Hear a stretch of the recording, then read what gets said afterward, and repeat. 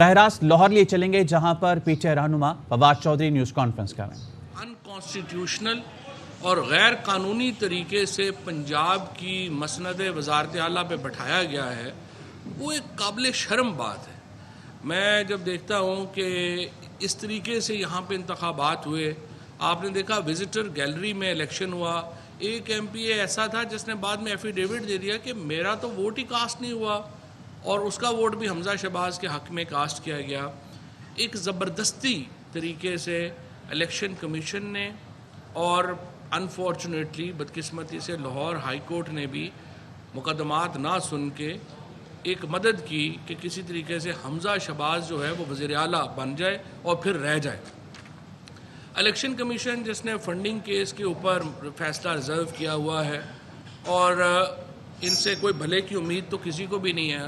ہر ایک کو پتہ ہی ہے کہ الیکشن کمیشن جو ہے اس سے پی ٹی آئی کو تو کم از کم کوئی بھلے کی امید نہیں ہے۔ عمران خان پہلے ہی کہہ چکے ہیں کہ الیکشن کمیشن جو ہے چیف الیکشن کمشنر اس وقت جب بھی لاہور کا وزٹ کرتے ہیں، وہ بڑے میاں صاحب اور چھوٹے میاں صاحب جو ہیں ان کے گھر پہ حاضری دے کے اور پوچھ کے باتیں کر رہے ہیں۔ تو ہمیں پتہ ہے کہ اس الیکشن کمیشن میں جو بدترین فیصلہ ہو سکتا ہے اس فنڈنگ کیس کا، وہ فیصلہ آئے گا۔ اور تحریک انصاف کے کارکنان کو میں کہنا چاہتا ہوں وہ تگڑے رہیں، اور انشاءاللہ تعالی ہم نے اس کا بھی مقابلہ کرنا ہے، اور ضروری ہے کہ آپ لوگ اپنے ذہنوں کو ابھی سے بنا کے رکھیں کہ جس طرح کا بھی فیصلہ آئے گا ہم نے اس کا مقابلہ کرنا ہے، اور انشاءاللہ تعالی کسی بھی پریشر میں ہم نے نہیں آنا۔ اور جس طریقے سے یہ کوشش کر رہے ہیں کہ ایک پی ٹی آئی کو اور عمران خان کو دیوار سے لگانے کی، اس کو ہم نے ناکام بنانا ہے ہر صورت۔ اور انشاءاللہ آپ دیکھیں گے کہ جو اگلے انتخابات ہونے ہیں وہ اس الیکشن کمیشن کے انڈر نہیں ہونے۔ اس الیکشن کمیشن کے انڈر انتخابات ہونے کا مطلب وہی ہے جو آج ہو رہا ہے۔ آج آپ دیکھیے سندھ میں الیکشن ہو رہا ہے لوکل گورنمنٹ کا، 800 لوگ بلدیاتی الیکشنوں میں 800 لوگ بلا مقابلہ الیکٹ ہو گئے ہیں۔ جس طریقے سے آج ایک بڑا زبردست کارٹون چھپا ہے جس میں آپ دیکھ رہے ہیں کہ زرداری صاحب پش کر رہے ہیں زبردستی ووٹ ڈلوانے کا، یہ تو مذاق چل رہا ہے۔ اگر اس طرح سے الیکشن کرانے ہیں، پاکستان کو انہوں نے ایک مکمل طور کے اوپر آمریت میں دھکیل دیا گیا ہے، جہاں پہ میڈیا کے لوگوں کے اوپر پرچے۔ اور کل میں کراچی سے جب آ رہا تھا تو میرے ساتھ جو ہمارے ایک دو جو ماڈلز ہیں اور فلم سٹارز ہیں وہ سفر کر رہے تھے۔ انہوں نے مجھے بتایا کہ ہم نے اپنے انسٹاگرام کے اوپر جب پی ٹی آئی اور عمران خان کے حق میں اپنی ویڈیوز پوسٹ کی تو ہمیں فون آ گئے کہ اگر آپ نے انسٹاگرام سے یہ ویڈیوز نہیں اتاری تو آپ کو ہم دیکھ لیں گے۔ یہ تو پاکستان میں اس وقت ماحول بن گیا ہے۔ ایک لٹرلی مارشل لاز میں بھی یہ حالات نہیں ہوتے جو پاکستان میں ہم آج دیکھ رہے ہیں۔ اور ایک مخصوص طبقہ جو ہے، جو ایک امریکہ نواز طبقہ ہے، وہ اس کو لے کے بڑھ رہا ہے۔ وہ کہتے ہیں پاکستان میں صحافت بھی آزاد ہے، پاکستان میں چیزیں بھی آزاد ہیں، لیکن اس وقت حقیقت یہ ہے کہ پاکستان میں ایک مکمل طور کے اوپر ایک فسطائیت نافذ ہے۔ اور اس وقت جو الیکشنز ہو رہے ہیں، چاہے وہ پنجاب کے الیکشنز ہوں جس میں آپ نے دیکھا کہ کس طریقے سے لوگوں کو یہاں پہ جو ہے وہ ایک کیمپین چلائی جا رہی ہیں، یا وہ سندھ کے الیکشن ہوں جہاں 800 آدمی بلا مقابلہ منتخب کر لیا گیا ہے۔ اور ابھی بھی اگر آپ دیکھیں ہمارے ابھی جو ارباب غلام رحیم صاحب ہیں ان کے بیٹے کے اوپر جو ہے تشدد کیا گیا، پی ٹی آئی کے جو ورکرز وہاں الیکشن لڑ رہے ہیں ان کے گھروں کے اوپر جو ہے وہ حملے کیے گئے، ان کو بٹھایا گیا۔ اور اس وقت میں سمجھتا ہوں ایسے الیکشن کرانے سے بہتر ہے پھر آپ سلیکشن کر لیں، پھر الیکشن کرانے کی کیا ضرورت ہے؟ آپ لسٹ جاری کر دیں کہ یہ لوگ جو ہیں وہ ممبرز ہوں گے۔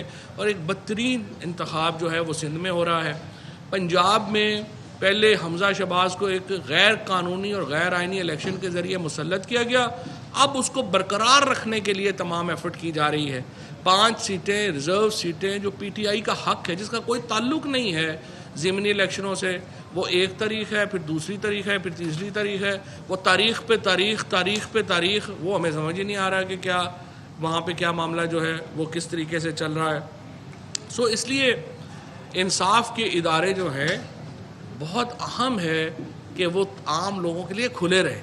اگر انصاف کے ادارے بند ہو جائیں تو پھر لوگ اپنے فیصلے خود کرتے ہیں، اور ریاست کو، ملک کو، ایک عوام کو آپ دیوار سے نہیں لگاتے.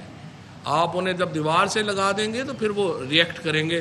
سو میرا یہ خیال ہے کہ اس وقت پاکستان میں جس طریقے سے جو کچھ ہو رہا ہے وہ بدقسمتی کی بات ہے، اور اس میں اس وقت حکومت ایک بدترین فسطائیت جو ہے وہ اس وقت جو ہے وہ پاکستان کے اوپر قائم ہے، اور اس کو ہم اس کی شدید مذمت کرتے ہیں، اور انشاءاللہ ہم بھرپور مزاحمت کریں گے. پی ٹی آئی اس وقت اکیلی جماعت ہے جو کہ اس وقت اس فسطائیت کا، اس آمریت کا مقابلہ کر رہی ہے، اور عوام اور پی ٹی آئی ایک طرف کھڑے ہیں اور پاکستان کی تمام غیر سیاسی قوتیں جو ہیں وہ دوسری طرف کھڑی ہیں، کیونکہ نون لیگ اور پیپلز پارٹی جو ہیں وہ اب سیاسی قوتیں نہیں ہیں، یہ غیر سیاسی قوتیں ہیں، اور جو سازشوں کے اوپر جو ہے وہ یقین رکھتی ہیں.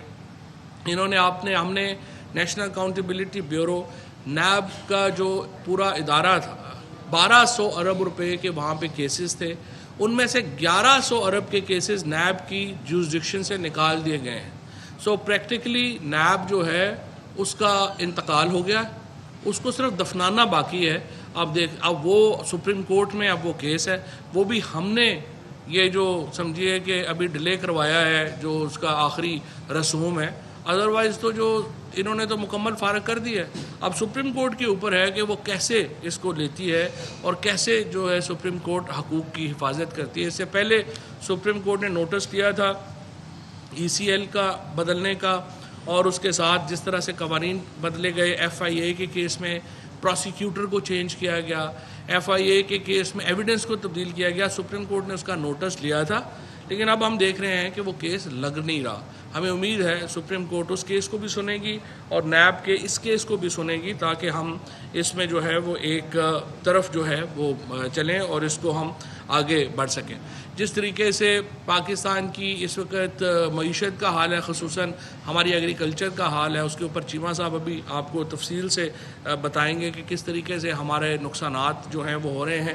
لیکن جو اس وقت میں یہ آپ کو بتاؤں کہ ایک اور جو تماشا اس وقت لگنے لگا ہے وہ یہ جو ہمارے جعلی ارستوں ہیں احسن اقبال صاحب، اربوں روپیہ، ایک طرف کہتے ہیں ہمارے پاس زہر کھانے کا پیسہ نہیں ہے، دوسری طرف اب اربوں روپے کی کیمپین لائی جا رہی ہے کہ یہ ہمارا ٹرن اراؤنڈ پاکستان کی ایک وی این جو ہے وہ لایا جا رہا ہے.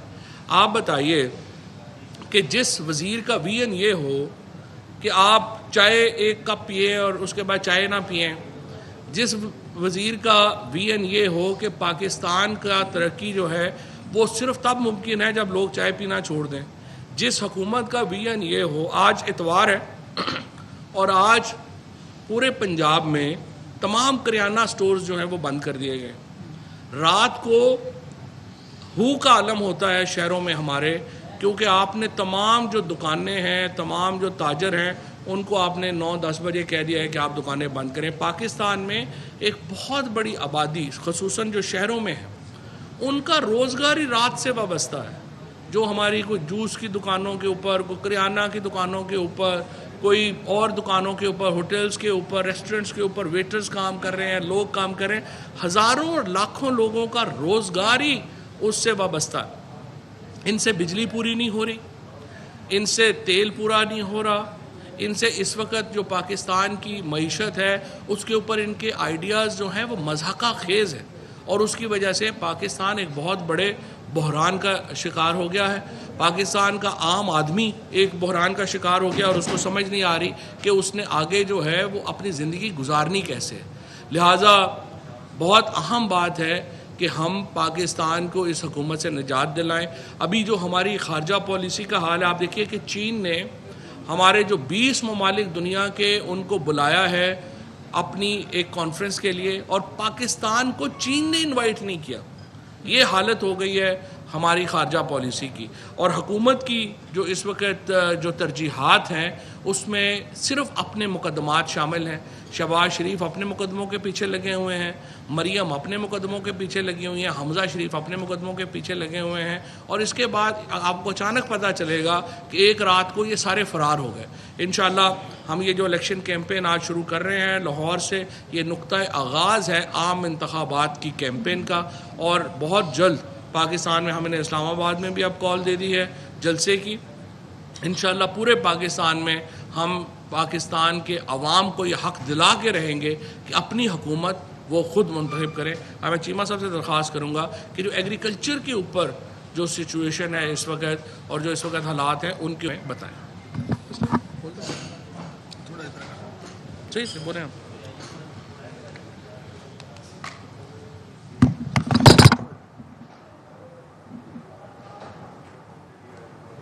بسم اللہ الرحمن الرحیم. آپ سارے لوگ جانتے ہیں ایگریکلچر کی اہمیت تو آپ جانتے ہی ہیں, لیکن بیسیکلی کسی بھی اکانومی میں پروڈکشن سینٹر دو ہیں, ایگریکلچر ہے اور آپ کہہ لیں کہ آپ کی انڈسٹری ہے. سو سروسز سیکٹر جتنا بھی ہے وہ سارا اسی سے, یا باقی تجارت یا ریٹیل ساری اسی سے جاتی ہے آگے. اور یہ دو سیکٹر بڑی ہم ان دونوں میں بڑی ترقی کی.